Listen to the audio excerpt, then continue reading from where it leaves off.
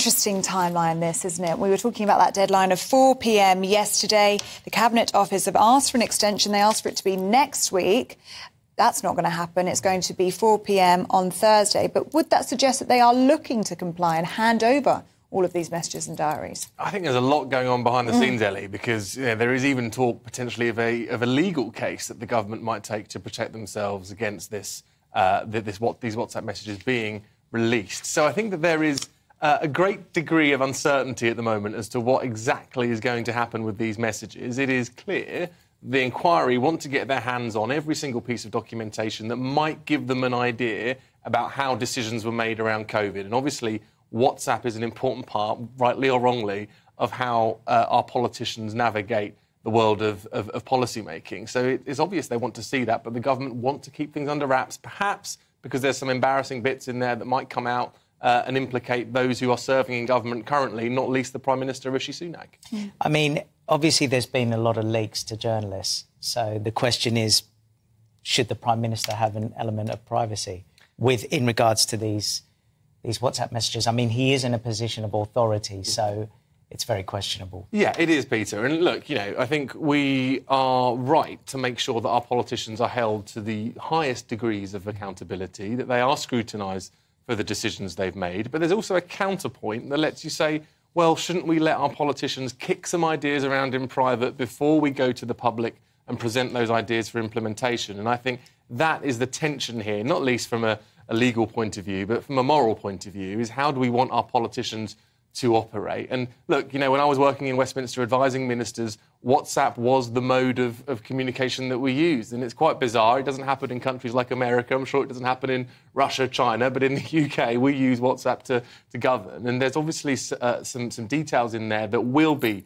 relevant to this inquiry, but there'll also be a lot of stuff in there that simply isn't relevant to this inquiry. What are you up to tonight? What's for dinner? That type of conversation that goes on, and I don't think necessarily the public need to see those details. If it's relevant to COVID, if it's relevant to decisions that were made, then I think the inquiry should be seeing them. But if it's not, I think it's just going to create headlines, and it might be needless for the sake of the inquiry's purpose. It's very difficult, though, isn't it? Because, I mean, the inquiry would say that it's not up to ministers to decide what is and what isn't relevant, because then you've got deletion of messages. It's very, very complicated.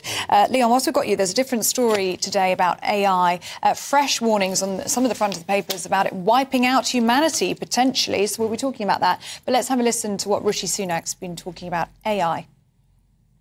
AI clearly can bring massive benefits to the economy and society, and you've seen that recently, where it's helping paralysed people to walk, discovering new antibiotics, but we need to make sure that this is done in a way that is safe and is secure. Now, that's why I met last week with the CEOs of major AI companies to discuss what are the guardrails that we need to put in place, what's the type of regulation that should be put in place to keep us safe. People will be concerned by the reports that AI poses an existential risk like pandemics or nuclear wars. I want them to be reassured that the government is looking very carefully at this, as I said, already having met with the companies, and I think the UK can play a leadership role. So Rishi's saying that there are benefits to AI, but obviously there's a huge danger, probably because at the rate it's accelerating at. What are your thoughts on that? Well, this is it, Peter. I think that, AI is incredibly useful for most people. I mean, I use it to research articles or research certain topics. I'm sure lots of young people use it for helping them with homework and essays, that type of thing. Essays, I'm sure. But there is a dangerous side to AI, and it is exactly around that exponential learning that AI can do. And if we are creating this godlike intelligence, where does that leave humanity? And I think this is the worry.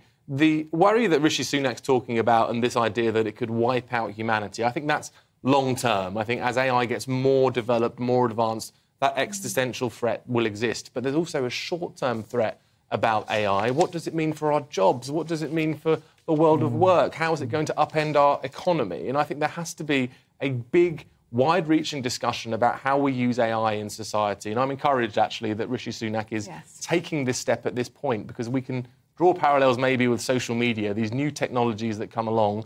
Politicians don't quite understand how it works, and it just runs rampant. That's what's happened with social media, and now, hopefully, with AI, we can get ahead of it so that we can use it for its intended use rather than it becoming an issue for us. OK. Leon, really, really good to see you this morning. Thank you so much.